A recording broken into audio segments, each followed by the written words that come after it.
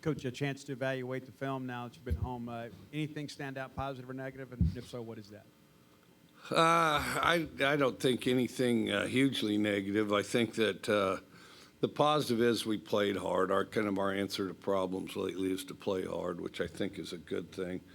The negative is just when we get these little stretches of inconsistency, and if you're going to do something like that, which everybody's going to at some time, you want it to be one play. We don't do it for a whole quarter or anything like that, but we might for a whole series, and so we got to knock that out.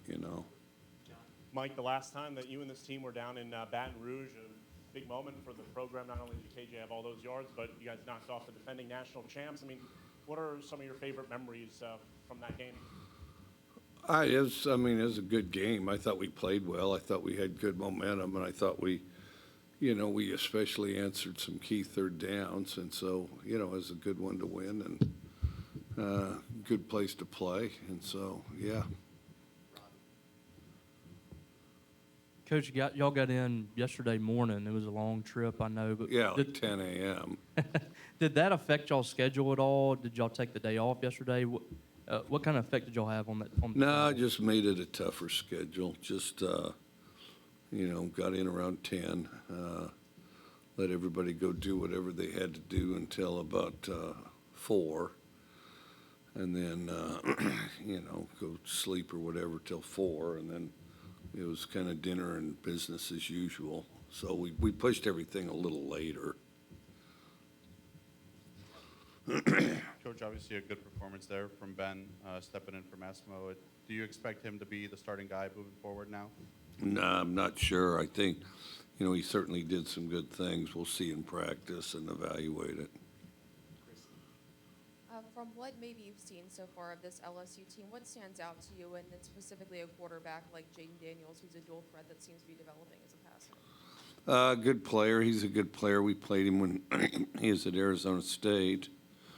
Can definitely help himself out with his feet, and his coverage breaks down and he throws it up. You can be in trouble if you don't keep track of him. So sometimes it gives you two things to keep track of. And LSU's a little bit tough to evaluate from the standpoint they got a lot of new faces. They were big into the transfer thing, so we'll see how all those guys turn out, and it's still, I think it's still unfolding. Coach Arnett's defense continues to do good things for you guys. I guess thinking back on it, had you ever, thinking back to bringing Zach Arnett in, had you ever had a 3-3-5 defensive scheme kind of run before? And I guess what was kind of your thought process whenever you brought in Zach and wanted him to run that scheme? Well, we'd had some things that sort of resembled it, but not fully committed to it. And then I'd gone against it a number of times. At Tech, every year we'd play New Mexico early in the season. And, of course, they ran it. And then Rocky Long was their head coach and did a really good job and did a tremendously good job running the defense. And then even if we put some points on them, they'd still end up, in the top 3 in the country defensively, so I couldn't help but admire that. And then, of course, we actually played Joe Lee Dunn when I was at Kentucky 2 games when they ran it, and I've had a lot of respect for it for years. And then, but it's kind of one of those things where, you don't just buy a book and have somebody, read a few chapters and you run it. I mean, you need a guy that kind of grew up in it, because there's other guys that grew up in that defense, but they don't have the nerve to call it. So, you need a guy, one, that knows it, and 2, that's not afraid to call it. So, Coach, LSU tried to out-athlete you guys in 2020 and lost, and last year kind of mimicked what other people do with the drop 8. Third defensive coordinator in 3 years. Does it really matter what they run? Or are you just kind of true to what you're going to do? And how do you kind of approach that when there's a change in defensive philosophy? well, we have to identify it. We have to be good at identifying it. I thought, last year, I thought, we certainly could have won that game. We didn't, but the biggest thing is react and respond to what they do. But, just keep executing what you do is the most important thing. So I think you want to identify it. You want to kind of pinpoint your package around what you think will be best, and then you, no matter what happens, execute. Whether you pick the perfect play or not, if you execute it, you still got a chance. New head coach at LSU, obviously Brian Kelly. What do you think of his resume, of him as a coach, and what's your relationship kind of like with him? I've known him from a distance for a long time. I was in small college the same time he was, so I've always liked him. He's a guy that takes the X's and O's seriously. He's not in this business. There's a few sweater wearers. They just want to wear the sweater and point various directions and things like that, and then just kind of a PR figure. But he's not that. He's always been in the thick of it and always a very knowledgeable X and O guy. So I've always liked him. Mike, going back to that, the fourth down play that Will had that touchdown to Austin, Will had kind of said that originally you were trying to draw Arizona off sides, and then he made the switch at the line or called the play at the line. I guess what did he see on that play pre-snap, and how much confidence do you have with him to make a call like that in a big situation? We let him do it quite a bit.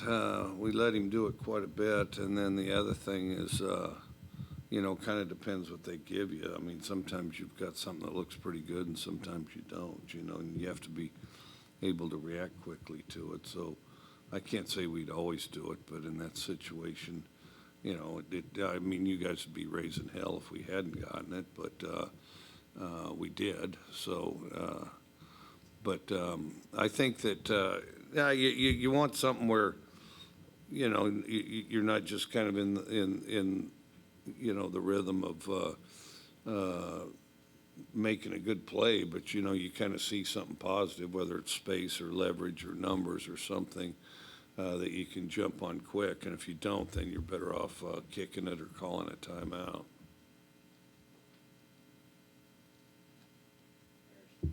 Mike, do you think a win at LSU is important for this team's confidence, or with you guys being somewhat older, do you like where this team's head is with that? Well, they're kind of similar teams. They're kind of older too. So, well, I guess we're kind of old on defense, and we're not very old on offense. We got some experience, but I think both teams are kind of similar that way.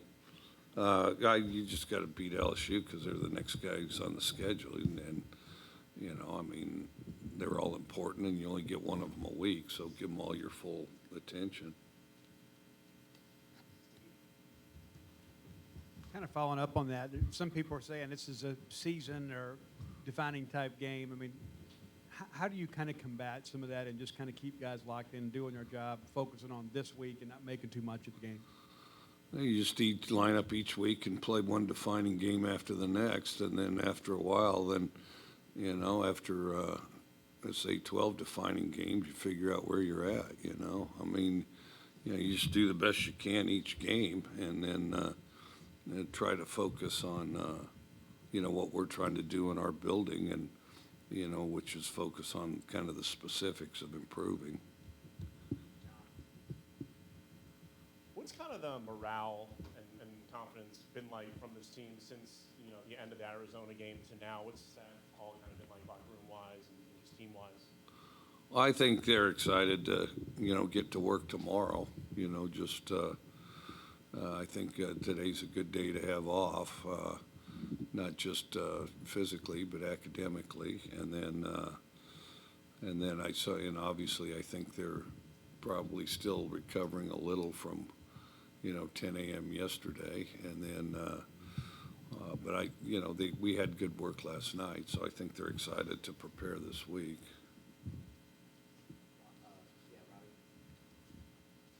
Coach, Xavier Thomas, I think, was back returning punts this week.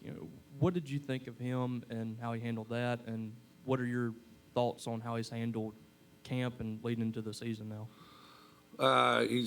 First of all, he's a very talented guy, very eager to play. I think he continues to get better and kind of smart and aggressively, attacks the task of getting better. Not a guy that goes out there and is afraid to play, is confident in his abilities to play, and I think continues to get better at returning punts, and, I expect, he'll keep improving, so. Mike, on the broadcast, you kind of looked a little puzzled at the time when it happened. Did you get any explanation on that unsportsmanlike penalty on the coaching staff?